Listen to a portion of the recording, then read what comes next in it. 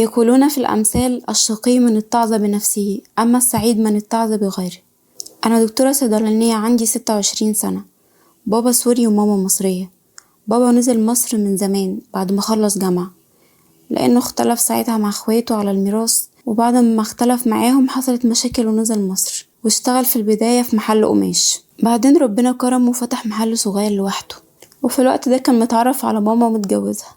المحل ده كان بابا بيكسب منه كويس، وهو موجود لحد دلوقتي. ماما كان عندها مشكلة في الخلفة، استمرت كذا سنة لحد ما جابتني، حتى حاولوا يخلفوا تاني محصلش نصيب. الحمد لله ربنا كويس واهتموا بيا اوي لحد ما كبرت. وانا في تانية جامعة بابا توفى، وانا وماما كنا عايشين في شقة صغيرة. والفترة اللي بابا توفى فيها دي كانت صعبة جدا عليا، حالتي النفسية كانت سيئة جدا. في مرة من المرات واحدة صاحبتي حبت تخرجني من المود اللي انا فيه، قالت لي تعالي نحضر مسرحية كانوا عاملينها الطلبة في الجامعة. وفعلا رحت حضرت المسرحية وعجبتني، وقلت حاجة تغيرني من المود اللي انا فيه. بعد ما خلصنا المسرحية كان في شاب عرفت انه المخرج بتاع المسرحية، مش عارفة عجبته تقريبا ولا ايه، بس هو جه كلمني، ما اهتمتش قوي. تاني يوم لقيته جالي الكلية، تقريبا سأل حد عليا وقال لي انا مش طالب، انا مخلص جامعة من 3 سنين وحاليا بخرج مسرحيات. قال لي من غير مقدمات كتير: انا مش جاي اضايقك او اقولك نتصاحب، بس بصراحة من اول ما شفتك وانا حسيت انك انتي الزوجة اللي بدور عليها، وعايزة اكلم والدك. استغربت كلامه في الاول وقلت له والدي متوفي. قال لي تمام، انا مستعد اكلم اي حد، والدتك، خالك، عمك. انا حسيت ان هو شخصية محترمة جدا وداخل جد، على عكس مثلا نماذج من شباب كتير بنشوفهم غير كده. في اقل من شهر تقريبا جه عندنا البيت وكلم ماما وخالي وخطبني، بعد طبعا ما سألنا عليه. خلال فترة الخطوبة كنت متعلق بيه اكتر وحبيته بصراحة. كنا متفقين نتجوز بعد ما خلص جامعة على طول. انا كان بقيلي سنة تقريبا وخلصت. هو برضو لقى شغل في شركة تأمين وكان شغال كويس وجاهز انه يفتح بيت. بعد سنة من الخطوبة كنت خلصت جامعة واتجوزنا وخلفت على طول، وجبنا الحمد لله بنتي نورين. هو في اواخر حملي كده كان جوزي ابتدت تظهر عنده مشاكل في شغله، والشركة اللي كان فيها تعرضت لمشاكل مالية، وابتدت تخفض رواتب اللي موجودين في الشركة. وهو كان خايف طبعا، لاني وقتها كنت خلاص قربت اخلف والمسؤوليات هتزيد والمصاريف.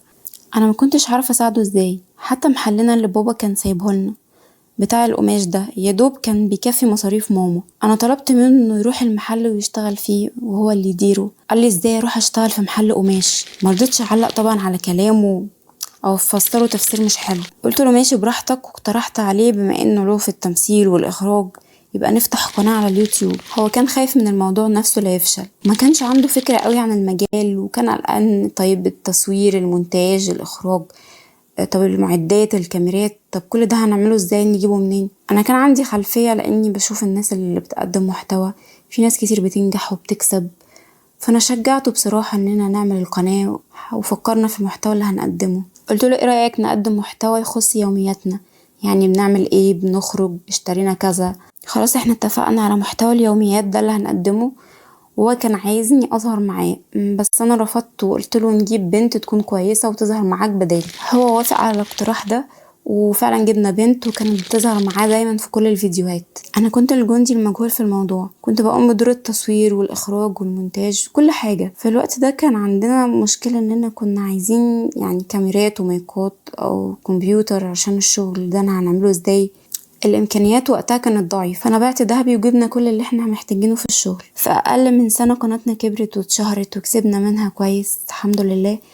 في السنة دي انا كنت شاغلة نفسي قوي في الشغل وازاي نكبر القناة، ومكنتش واخدة بالي من اي حاجة تانية خالص. في الوقت ده الحالة المادية بقت احسن، ونقلنا من شقتنا القديمة، ولقيته بيقولي الشغل كتير وان هو عايز ياخد مكانه ونعمل فيه شركة انتاج صغيرة تقدم بقى مسلسلات، حاجات زي كده. هو كان عنده طموح كبير وانا كنت فرحانة قوي بده. الفكرة بتاعتي خلاص بقت حقيقة وكل يوم بقت تكبر. انا كنت مبسوطة قوي. عندي حاجتين كل يوم بيكبروا: بنتي والقناة بتاعتي. القناة انا كنت معتبرها ان هي بنتي التانية. انا كنت بعمل كل حاجة في القناة ومشغولة بيها وبنتي. في الوقت ده هو فعلا خد مكان زي ما هو كان عايز، وعمل فيه شركة انتاج اللي كان هو حابب يعملها. هو ما كانش بيوديني المكان ده كتير، تقريبا رحت مرة واحدة ولا 2. الموضوع ابتدى يكبر وجاب ناس يشتغلوا معاه، وبقى حتى ينوع في المحتوى بالاضافة لليوميات اللي كان بيقدمها. انا مش عايزة اقول كلام كتير او تفاصيل اكتر علشان احتراما لخصوصيته، عشان محدش يعرفه، لان الغرض من كلامي ده هو عد مشكلتي بس، وعايزة نصيحة مش اكتر. هو مع الوقت لقيته بعدني عن الشغل تماما، بعد ما كنت انا اللي بعمل كل حاجة فيها وانا صاحبة الفكرة. يعني حتى كنت بتفاجئ بكل حاجة بتنزل في القناة زي اي حد بيشاهد عادي. مش عارفة كان بيعمل كده ليه. احنا قعدنا اكتر من سنة بعاد قوي عن بعض، حاولت اتكلم معاه كتير بس هو ما كانش فارق معاه حاجة غير الشغل. حتى العلاقة بتاعتنا بقت خلاص فيها فتور. في يوم لقيته جاي يقول لي انا عايزك في موضوع مهم. قلت له اتفضل قول، في ايه؟ قال لي انا هتجوز. وفاجئني اكتر وقال لي انه هيتجوز مين؟ هتجوز البنت اللي بيعمل معاها اليوميات، اللي انا اللي مختاراها بنفسي. انا مصدومه، ما صدقتش اللي انا بسمعه منه. انا ما اعرفش ازاي ما حسيتش في لحظه ان ممكن يحصل ما بينهم حاجه، لكن ده اللي حصل. انا مفيش حاجه خالص جت في بالي غير اني اطلب منه الطلاق. قلت له طلقني. المصيبه ان هو قال لي اللي انت تحبيه براحتك، من غير حتى ما يحاول يتكلم معايا ويقنعني بكلمه حتى. قال لي براحتك وحقك هيوصلك. قلت له حقي؟ حقي ايه؟ حق المادي ولا المعنوي؟ ما كنتش حاسه بنفسي ساعتها. قلت بيني وبين نفسي مين اللي ساعده ووصله اللي هو فيه ده؟ انا مش بمن عليه بالكلام، بس انا مكسوره من اللي انا بسمعه، مصدومه من كلامه. قلت خلاص ردي عليه وجمادي كده ومفيش حاجه. قلت له طيب بالنسبه للقناه؟ قال لي مالها القناه؟ ده مجهودي وتعبي. قلت له مجهودك؟ المهم بعد كلام ونقاش كتير، مش عايزه اقول تفاصيل، بس قال لي كل اللي ليكي ودورك في الموضوع ده كله دهبك. قلت له دهبي؟ قال لي دهبك اللي انت بعتيه هو ده بس اللي ليكي، وانا هجيبهولك او هجيبلك حقه. في اللحظه دي كنت بتمنى يكون اللي انا فيه ده كابوس، وللاسف كان حقيقه. المهم حصل الطلاق وانا دلوقتي عند ماما، وهو راح اتجوز البنت دي وسابني. انا عايزه بس حد يقولي هل انا صح؟ هم انا وثقت فيه؟ المفروض محدش يثق في حد، يعني الثقه دي المفروض ما تبقاش موجوده اصلا، خصوصا انه كان اقرب حد ليا، ده جوزي. ودي كانت رسالة من متابعة مرضتش تذكر اسمها، وردنا عليكي كالآتي. شوفي بقى، احنا سمعنا حكايتك وعايزين بس نقسمها ل3 حاجات. اول حاجة في الشق القانوني، احنا اجتمعنا مع فريق عمل برنامج ومعانا مستشار قانوني وخبير نفسي واجتماعي. هو من الناحية القانونية انت ملكيش عنده اي حق، القناة باسمه حتى الحساب، فما تتكلميش في الجزئية دي. ان كان ليكي حق فهيبقى حق انساني، ودي الحاجة التانية. فاحنا بنقوله او بنوجه له رسالة من الناحية الانسانية. يعني مراتك وقفت جنبك وبعتلك دهبها وساعدتك بالافكار وما حسستكش باي تقصير منك، بل بالعكس حاولت تساعدك حتى بمجهودها وعملت معاك كل حاجة لحد ما وقفت على رجليك وبقى عندك مصدر دخل تاني. خلاص يبقى ترميها وتنساها؟ ده لا اخلاق ولا مروءة ولا دين ولا عرف يسمح بحاجة زي كده. انا اتمنى لو عندك بس ذرة من الشجاعة تبعت لنا او ترد على كلامها ده، واعتقد مش هيحصل. يمكن يكون عندك حق، يعني احنا كبرنامج عارفين ان في خلل من اي حد يحكي من طرف واحد، فحق الرد بيبقى مكفول ليه. فاحنا دلوقتي بنرد بناء على الكلام اللي اتبعت لنا، وبنسبة كبيرة لان اللي بيبعت لنا ناس مغلوبة على امرها، محتاجين بس نصيحة مش اكتر. فبنسبة كبيرة كلامهم ده بيبقى حقيقة مش كذب، وبيكونوا مظلومين ومحتاجين بس دعم نفسي، محتاجين حد يسمعهم ويفضفضوا معاه. دي تاني حاجة، الحق الإنساني. تالت حاجة بقى اللي هي أزمة الثقة اللي انتي قلتي عليها. انتي بتقولي ما ثقش في حد تاني، عايزة أقولك أنا لو مكانك هعمل نفس اللي عملتيه ده. يعني جوزي لازم أقف جنبه، وفلوسه وهي فلوسي مفيش فرق. يعني لو جوزي والقناة خليتها باسمه أو الحساب معاه طبيعي، لأن في ثقة ما بيننا مش مخوناه طبعا. يعني مثلا نوع من أنواع العلاج النفسي، لو في شخص كذاب وبيجوا يعالجوه ويقولوا لكل الناس اللي حواليه عمرنا ما جربنا عليه الكذب، فهو بيجي يصدق نفسه، فده اسمه علاج بالإيحاء، لحد ما يصدق نفسه انه ما بيكذبش فبيبطل يكذب. نفس الكلام إذا كانت الثقة مش موجودة ما بين الزوج والزوجة، أصحاب الميثاق الغليظ اللي ما بينهم، أمال هتبقى موجودة ما بين مين؟ المفروض تكون في كل المجتمع.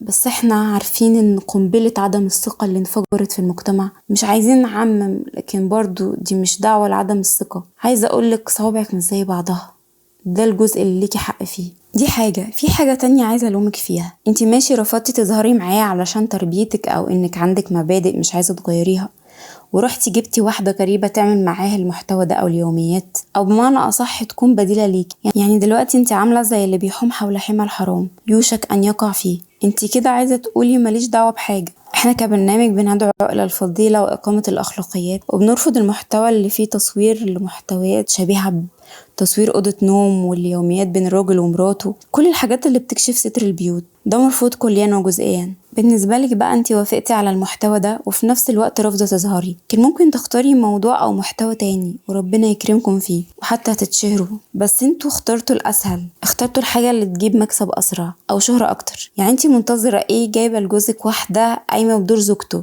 حتى لو تمثيل، مش متوقعة انه ممكن في يوم يحبها. عايزة اقولك انتي برضو مشتركة في الغلط ده، يمكن ربنا أراد إنه يطهرك من حاجة زي كده، أما جوزك أو طليقك الحي رفض إنه يديكي أو يعترف حتى إنك ليكي في القناة دي، يعني حاجة زي كده يمكن يكون فيها شبهة حرام، وعلشان تربيتك الصالحة ربنا أراد إنه يبعدك عن الشبهة دي ويعفيكي من المكسب ده انتي وبنتك. في النهاية عايزة أقولك اللي خلاكي نجحتي أو نجحتي واحد كان خلاص على مشارف الفشل بعزيمتك وبأفكارك. ممكن تعملي قناة تانية مثلا خاصة بيكي، يعني انتي صيدلانية يمكن ممكن تقدمي محتوى خاص بالسكين كيرز، او اذا كنتي مثلا لبقة او ليكي في العلاقات الاسرية ممكن تقدمي محتوى زي كده، يعني كتر الحزن يعلم البكا، او ايا كان شوفي انتي شاطرة في ايه او موهوبة في ايه وابدأي واشتغلي، وان شاء الله ربنا هيعوضك والحياة مش هتقف عليه هو بس. ان شاء الله ربنا هيرزقك بزوج صالح ويكون خير سند وعوض ليكي ولبنتك كمان، ونتمنى لك حياة سعيدة ومطمئنة. شكرا ليكم، وان شاء الله نشوفكم في حلقة جديدة من حكايات مريم.